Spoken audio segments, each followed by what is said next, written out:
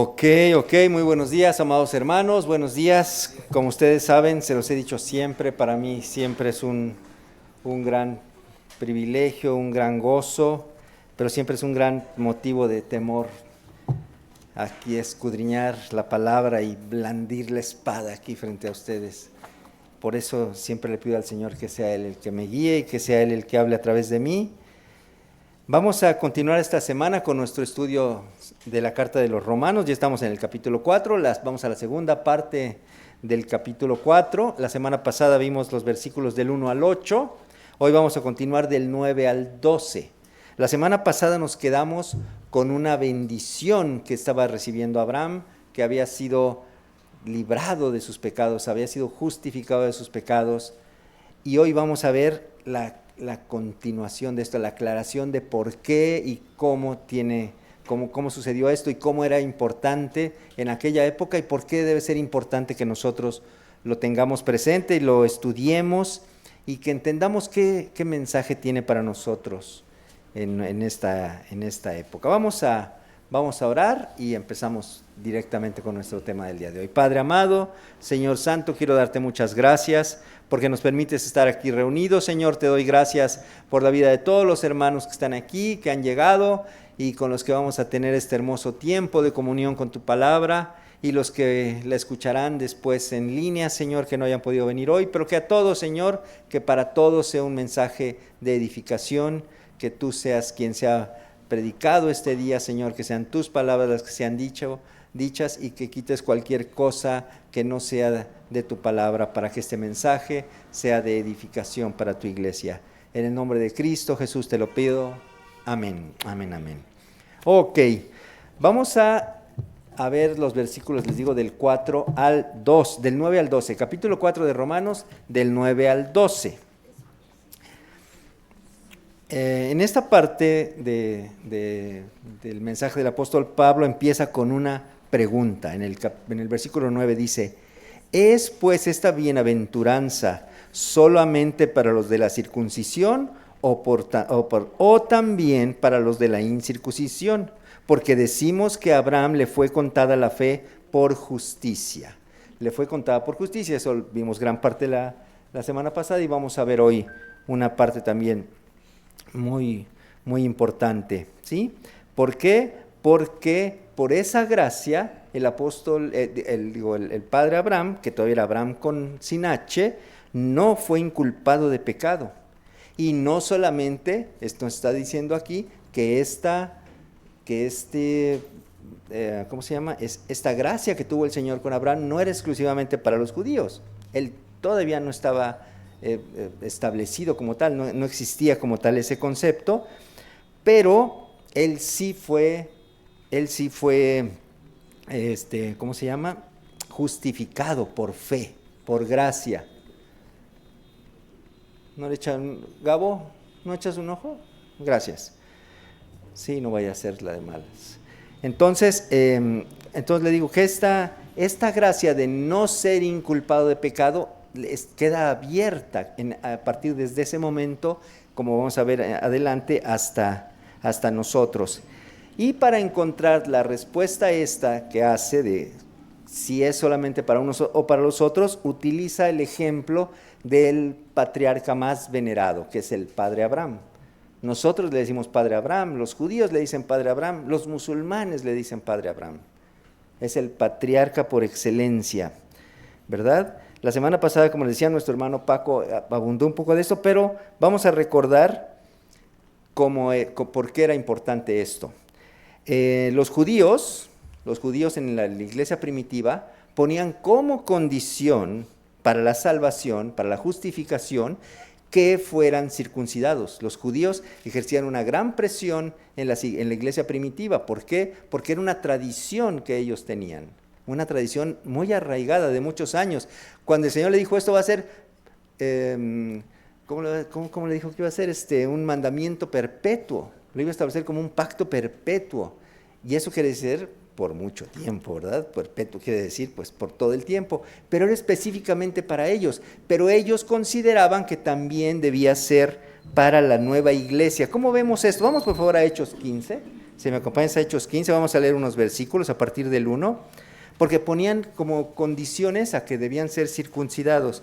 Hechos 15 del 1 en adelante dice: entonces algunos que venían de Judea enseñaban a los hermanos: si no os circuncidáis conforme al rito de Moisés, no podéis ser salvo.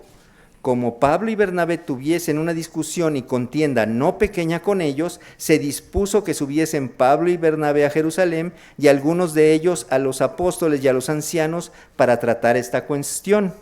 Ellos, pues, habiendo sido encaminados por la iglesia, pasaron por Fenicia y Samaria, contando la conversión de los gentiles, y causaban gran gozo a todos los hermanos. Y llegados a Jerusalén, fueron recibidos por la iglesia y los apóstoles y los ancianos, y refirieron todas las cosas que Dios había hecho con ellos.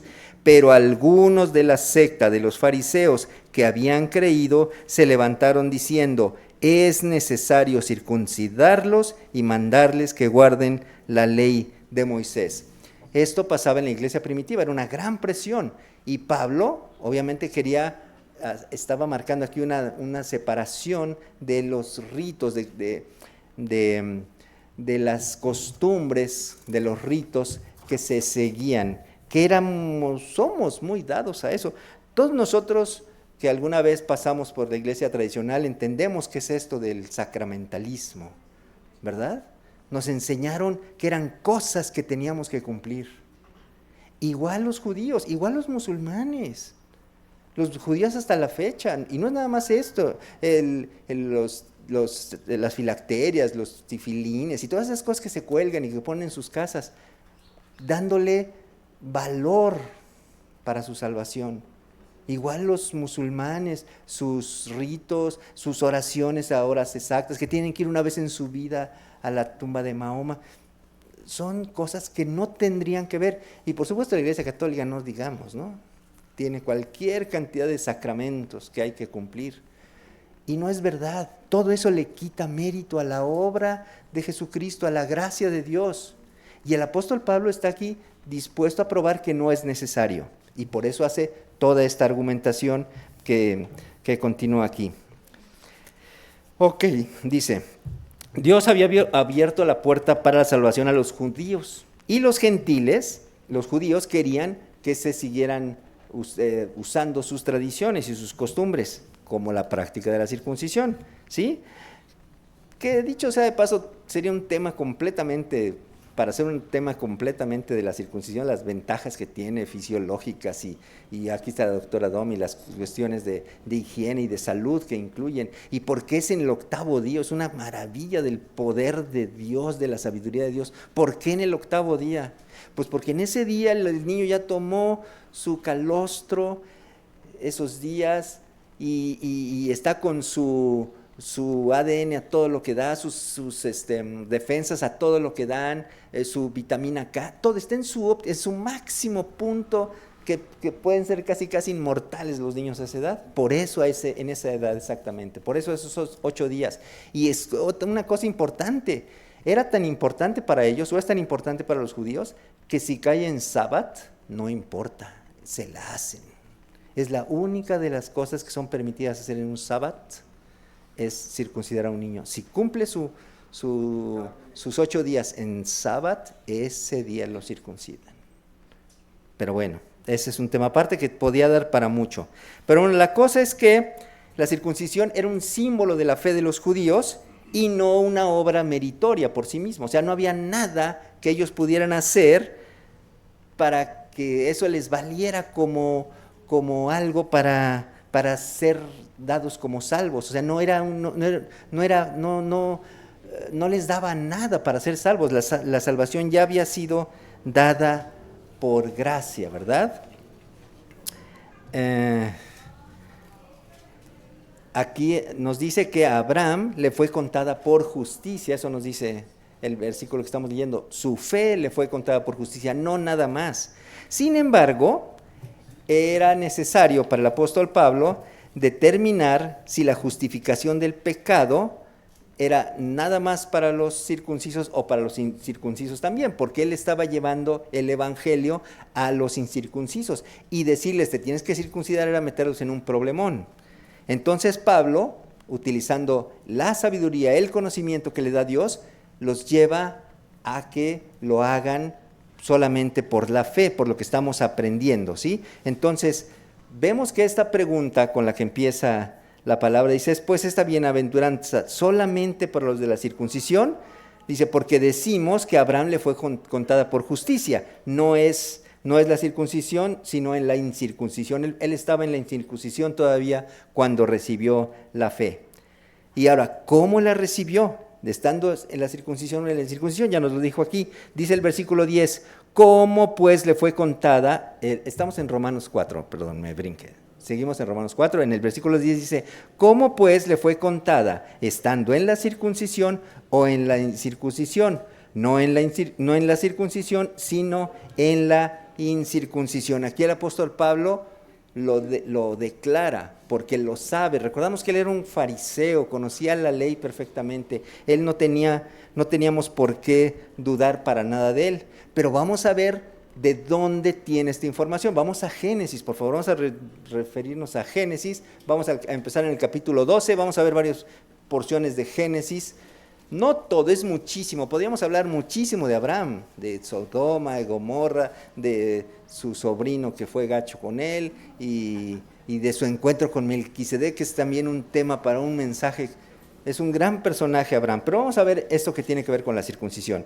En Génesis 12:1 dice, pero Jehová había dicho a Abraham, vete de tu tierra y de tu parentela y de la casa de tu padre a la tierra que te mostraré, y haré de ti una nación grande y bendeciré y engrandeceré tu nombre y serás bendición. Bendeciré a los que te bendijeren y a los que te maldijeren maldeciré, y serán benditas en ti todas las familias de la tierra. Y se fue Abraham, como Jacob le dijo, y Lot fue con él, y era Abraham de 75 años cuando salió de Aram. Le dice a Abraham, le habla a Dios a Abraham y le dice, vete a otro lado y yo te voy a bendecir. Voy a hacer de ti una nación grande. Está haciendo una gran promesa en él. Le está haciendo una promesa que dice, ¿y por qué? O sea, ¿de dónde sale esto? Pero bueno, le voy a creer. Y por fe le cree y le obedece. Y deja la tierra en la que ya estaba, en la que ya tiene familia, amigos, conocidos, y se va al lugar que le dice Jehová. Y se va. Tenía 75 años, es un dato importante. Continuemos ahora al capítulo 12. Dice, el versículo 6, dice, y pasó Abraham por aquella tierra hasta el lugar de Siquem, hasta el encino de Moré, y el cananeo estaba entonces en la tierra. Y apareció Jehová a Abraham y le dijo, a tu descendencia daré esta tierra, y edificó allí un altar a Jehová, quien le había aparecido. Aquí le encuentra y nuevamente le dice, te voy a dar esta tierra para ti, para tu descendencia. Le estaba hablando de algo que él no tenía ni idea de lo que iba a pasar, pero estaba creyendo. Y dijo, ok, esta va a ser la tierra que nos vas a dar para la descendencia, y puso ahí un altar a Dios para poner señal de que ahí había sido. ¿Sí? Vamos al capítulo 13. Capítulo 13, vamos a leer del versículo 14 en adelante. Dice, y Jehová dijo a Abraham, después de que Lot se apartó de él, dice, alza ahora tus ojos y mira desde el lugar donde estás hacia el norte y el sur y al oriente y al occidente, porque toda la tierra que ves la daré a ti y a tu descendencia para siempre, y haré tu descendencia como el polvo de la tierra, que si alguno puede contar el polvo de la tierra, también su descendencia será contada. Levántate, ve por la tierra a lo largo de ella y a su ancho, porque a ti la daré. Después de que se separa de Lot, nuevamente le hace una promesa a una descendencia que él no tenía y que él ya sabía que era casi imposible que la tuviera, pero le estaba creyendo a Dios. Le estaba creyendo y lo estaba obedeciendo. Después de esto viene el capítulo en que se encuentra con Melquisedec, que le digo, vamos a brincárnoslo todo porque no tiene que ver con la circuncisión, pero es hermoso. Entonces vamos al capítulo 15 y vamos a ver del 5 en adelante. Capítulo 5, del 15 del 5 en adelante dice, y lo llevó fuera y le dijo, mira ahora los cielos y cuenta las estrellas, si las puedes contar. Si les puedes contar, y le dijo, así será tu descendencia. Y creyó a Jehová y le fue contado por justicia. Y le dijo, yo soy Jehová que te saqué de Ur de los Caldeos para darte a heredar esta tierra. Hay muchos más diálogos entre Abraham y Dios. Habló con él una barbaridad, tuvo cualquier cantidad de encuentros con él y todos son hermosos. Pero para concentrarnos en lo que estamos viendo, es importante que vayamos viendo como esto. Tenía 75 años, le dijo que se fuera y lo fue llevando por todos los lados, le fue diciendo, ahora vete para allá, ahora vete para allá, y le decía, cuenta la tierra, cuenta el polvo, si se puede contar, y cuenta las estrellas, si se pueden contar, así será tu descendencia. Y él le creyó, y por haber creído, por haber tenido fe y obedecido a Dios, le fue contado por justicia. ¿Sí? Hasta aquí vamos. Él ya era justificado por Dios por fe. No había hecho ningún rito, ninguna celebración, nada, cero. No había ofrecido un animal en holocausto por los pecados. Nada de eso había hecho. Nada de eso le había pedido Dios. Solamente que le creyera y le obedeciera. Y lo hizo y le fue contado por justicia. Vamos ahora al 17. Génesis 17, vamos a leer el versículo 4. Dice, he aquí mi pacto es contigo. Y serás padre de muchedumbre de gentes, y no se llamará más tu nombre Abraham, sino que será tu nombre Abraham, aquí es cuando le pone la H, porque te he puesto por padre de muchedumbre de gentes. Y te multiplicaré en gran manera, y haré naciones de ti, y saldrán reyes de ti, y estableceré mi pacto entre mí y ti y tu descendencia después de ti en sus generaciones, por pacto perpetuo para ser tu Dios y el de tu descendencia después de ti, y te daré a ti y a tu descendencia después de ti la tierra en que moras, toda la tierra de Canaán en heredad perpetua, y seré el Dios de ellos. Dios había establecido su pacto perpetuo con él porque él creyó en su palabra, creyó en lo que le dijo, con fe la obedeció, y eso le fue contado por justicia, dice, le fue contado por justicia. Este concepto es muy importante porque Dios no lo encontró justo. No lo encontró justo, ¿verdad? Al igual que a todos los demás personajes que nos habla la Biblia, ¿sí? Todos tuvieron un momento en que Dios habló con ellos y cuando Él los encontró, no estaban siendo justos. Quizás excepto Adán, que él falló después, pero después todos los demás. Noé, Job, Moisés, Eliseo, Elías, ¿quién más? Agar, Saúl, los profetas, David, Jonás, el mismo Pablo, ¿sí? No fueron hallados justos por Dios. No fueron hallados justos por Dios. Romanos 3:11 dice, no hay quien entienda, no hay quien busque a Dios. No hay ni siquiera uno, dice, ¿verdad? Que no, ni uno fue hallado justo. Entonces, tenemos claro eso. No había ni uno justo. Dios no lo halló justo. Lo justificó por gracia, porque tuvo fe, le creyó y le obedeció, ¿verdad? Dice en el 3:10, como está escrito, no hay justo ni aún uno, en Romanos 3:10, como está escrito, esto lo vemos hace un par de semanas, como está escrito, no hay justo ni aún uno. ¿Sí? Pablo, nuevamente, en su conocimiento de la palabra de Dios, dice, como está escrito, porque él sabía que estaba escrito antes. Por ejemplo, está el Salmo 14 y Salmo 53, y en otras partes, pero encontré esas dos. No se las voy a leer, pero ahí está. Si las quieren buscar, ahí está. Entonces, ¿qué es lo que tenemos que ver de esto? Primero, fueron hallados por Dios. Todos ellos, incluyendo a Abraham, fueron hallados por Dios. ¿Por qué? Porque no había ninguno que buscara a Dios. Nadie buscaba a Dios. Dios los encontró a todos. Lo hemos visto. A Pablo, pues claro que Pablo no buscaba a Dios. ¿Sí? ¿Recuerdan ese encuentro? Fue maravilloso. Tampoco vamos a verlo ahora, pero fue maravilloso eso, cuando se ve deslumbrado por Dios y reconoce con quién está hablando y se da cuenta. Pero Dios lo buscó.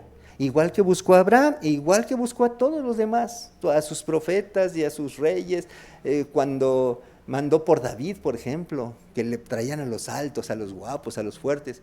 Dijo, no, Dios los buscó porque nadie buscaba a Dios. El segundo punto que tenemos que entender aquí es que nos halló injustos, nos halló pecadores, nos halló en falta. A todos nos halló en falta, porque no había ni uno que buscara a Dios. Y el tercer punto que es muy importante es que todos, desde Adán hasta, no sé, tal vez Pablo sea el último, todos tuvieron la oportunidad de creerle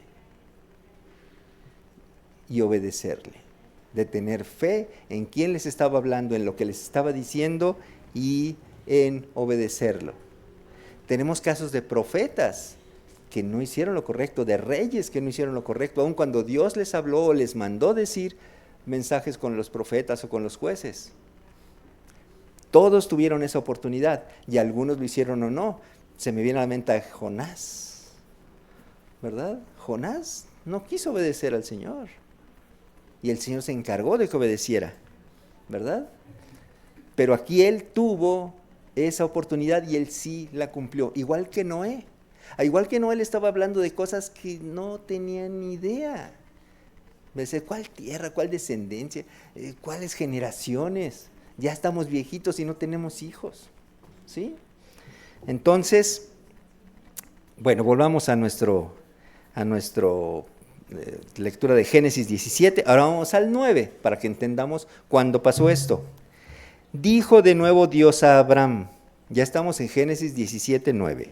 Dijo de nuevo Dios a Abraham, en cuanto a ti, guardarás mi pacto, tú y tu descendencia después de mí por generaciones. Este es mi pacto que guardaréis entre mí y vosotros y tu descendencia después de ti. Será circuncidado todo varón de entre vosotros. Circuncidaréis pues la carne de vuestro prepucio y será por señal del pacto entre mí y vosotros, y de edad de 8 días será circuncidado todo varón entre vosotros por vuestras generaciones. El nacido en casa, el comprado por dinero a cualquier extranjero, el que no fuere de tu linaje. Así fue establecido este pacto. Después de que Dios lo halló, porque no lo estaba buscando, lo halló en pecado, en falta, sin justificar, obedeció, le fue contado por justicia, y después de eso fue cuando le pidió que se hiciera esta señal, una señal visible de que había creído y obedecido y había sido justificado, no antes. Y establece un pacto para su pueblo. Un pacto para su pueblo que a partir de ese momento todos los nacidos se tenían que circuncidar al 8º día de nacidos. Y ahí establece una costumbre, una tradición, un mandamiento que deben cumplir los judíos, pero nada más los judíos, como mandamiento, como obligación. Digo, las personas tienen la libertad de hacerlo o no, pero como mandamiento solamente los judíos lo tienen, ¿sí? Pero ahora, especialmente ahora en esta época, que hay movimientos antiseculares dentro del judaísmo que quieren dejar de hacerlo. Hay gente que le dice, no, pues yo no quiero que mi hijo se le haga. No sé por qué, pero bueno, ahorita hay rebelión en todos lados. La cosa es que esta señal se la mandó que hiciera porque tuvo fe y porque creyó. Recordemos básicamente nuestra definición de fe. ¿Alguien recuerda nuestra definición de fe? Exactamente. Ahí en Hebreos 11 dedica un capítulo completo donde habla gran parte de Abraham y empieza diciendo esto. La fe es la certeza de lo que se espera, la convicción de lo que no se ve. A nosotros se nos dijo, cree en el Señor Jesucristo y serás salvo. Ninguno de nosotros conoció al Señor Jesucristo, ni tenemos idea qué es la salvación. Ya entendiendo un poco, pues bueno, ya nos damos cuenta que sí estamos mal, que estamos destinados a vivir en un lugar horrible y que la única forma de llegar al mejor lugar es por medio del sacrificio que hizo el Señor Jesucristo, pero lo tenemos que entender mucho eso. Es difícil que una persona lo haga por fe a la primera. No es imposible, debe haber casos, por supuesto que debe haber casos. En alguna campaña evangelística, nosotros alguna vez platicamos con una persona y a la primera aceptó a Cristo y en la tarde fue ahí a la iglesia y fue recibida, ¿sí? Pero no es el común, no es el común. La fe no es una cosa que se den macetas, ¿sí? Somos duros de corazón, por lo menos yo fui muy duro de corazón. No puedo hablar por ustedes, pero yo sí fui duro de corazón. Pero la fe, esta seguridad de algo que no sabemos, es algo que nos cuesta trabajo, porque estamos acostumbrados a cuestionar todo, a dudar de todo y a querer evidencia de todo. Pero esa es la fe, y la fe es por lo que estamos aquí hoy. Ok, continuemos a nuestro mensaje. Ok, esta apelación histórica que está haciendo el apóstol Pablo, este llamado a la época en la que sucedió, que además le caía gordísimo a los judíos que se los mencionara, porque él no lo hizo desde el principio, él fue invitado, digamos, cosa que no les gusta mucho al pueblo de Israel, que se les saque de sus esquemas.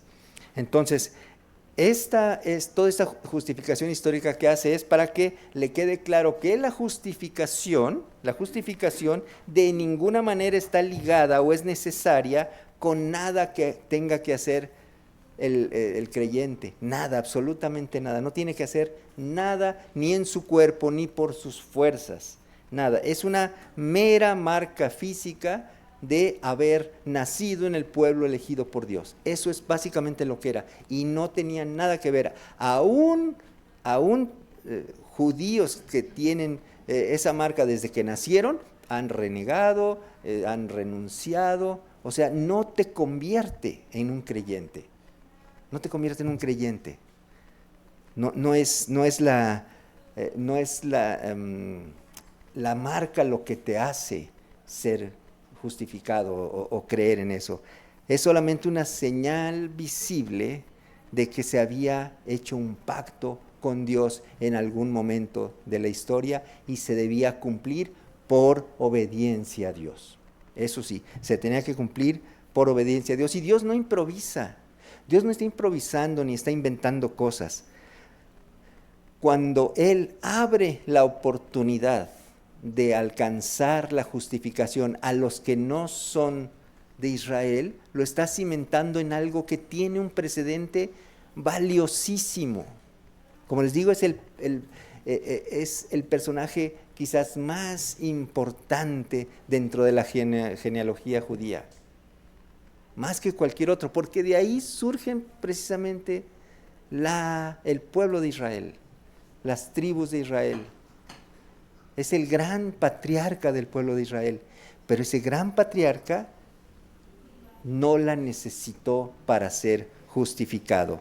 Y eso es lo que Pablo estaba queriendo probar aquí, lo que estaba probando, para que pudieran las personas que habían recibido a Cristo y alcanzado la justificación por fe, por gracia, no tuvieran que pasar por esta marca, ¿sí?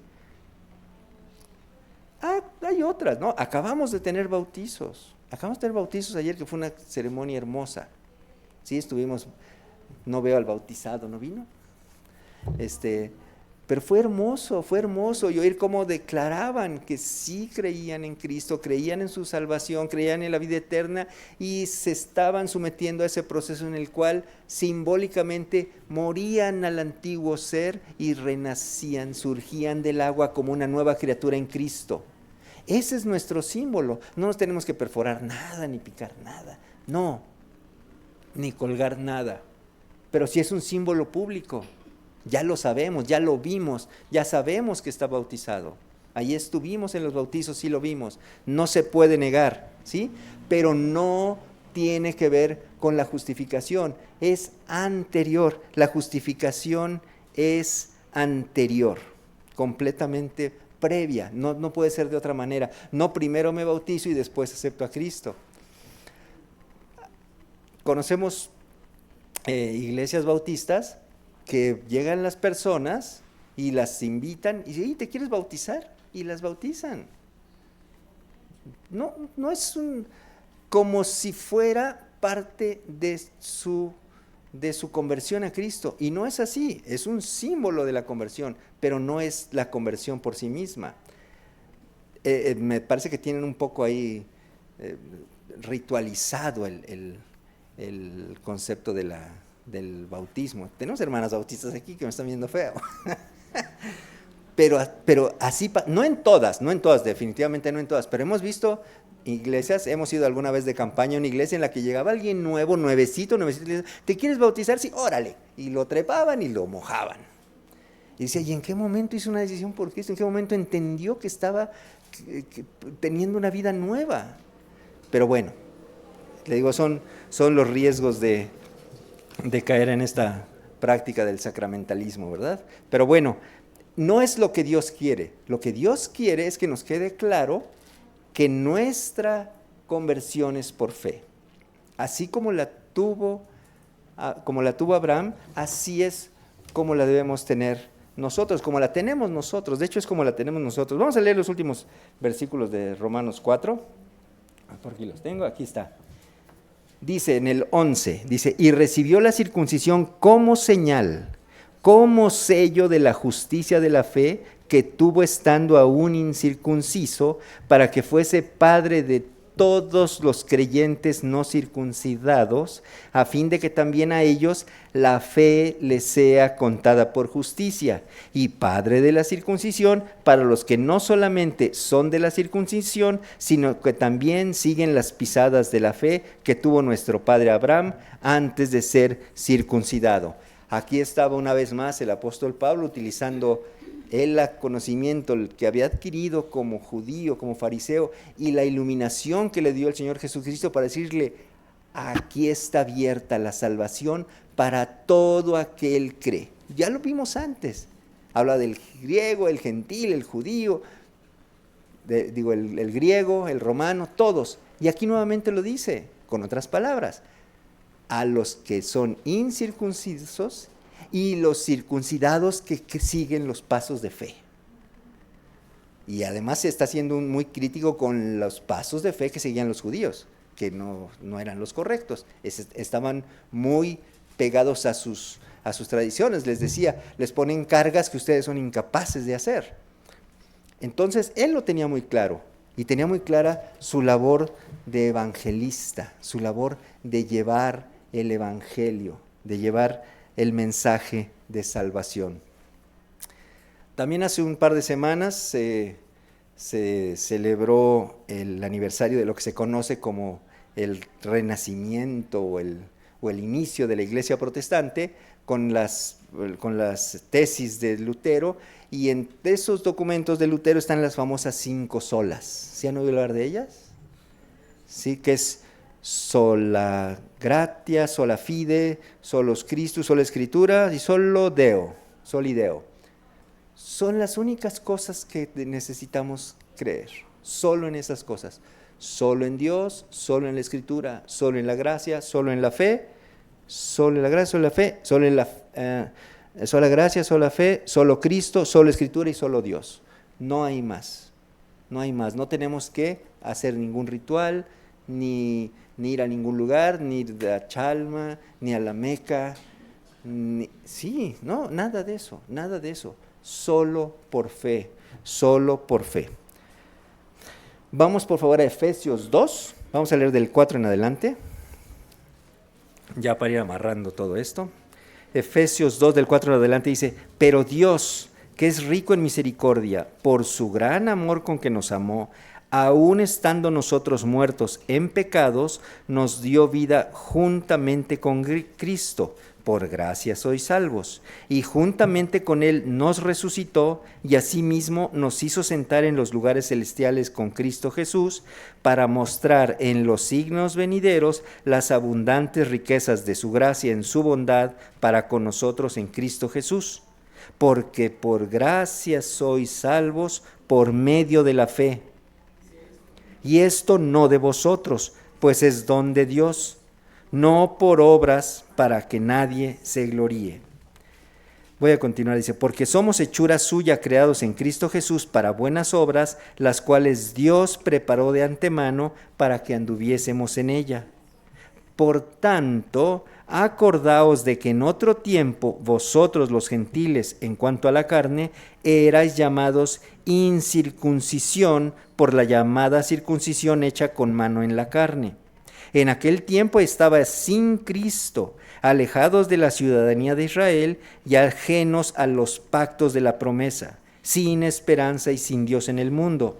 Pero ahora en Cristo Jesús, vosotros que en otro tiempo estabais lejos, habíais sido hechos cercanos por la sangre de Cristo, porque Él es nuestra paz, que de ambos pueblos hizo uno, derribando la pared intermedia de separación y aboliendo en su carne las enemistades, la ley y los mandamientos expresados en ordenanzas, para crear en sí mismo de los dos un solo y nuevo hombre, haciendo la paz, y mediante la cruz reconciliar con Dios a ambos en un solo cuerpo, matando en ella las enemistades. En esta parte de Efesios, que es llenísima de información, de verdad también podemos sacar varios mensajes de esto, pero básicamente tenemos que recordar eso: somos salvos por gracia, por fe, no por obras. ¿Y quién lo hizo? Cristo. ¿Y por qué lo hizo? Para quitar esa enemistad que había entre los que seguían ritos y los que no siguen ritos. Lo hizo para que seamos todos una sola carne en Él, por la fe en Él. Ok, vamos a terminar con Colosenses 2, por favor, acompáñenme. Colosenses 2, del 8 en adelante, dice: mirad que nadie os engañe por medio de filosofías y huecas sutilezas según las tradiciones de los hombres, conforme a los rudimentos del mundo y no según Cristo, porque en Él habita corporalmente toda la plenitud de la deidad, y vosotros estáis completos en Él, que es la cabeza de todo principado y potestad.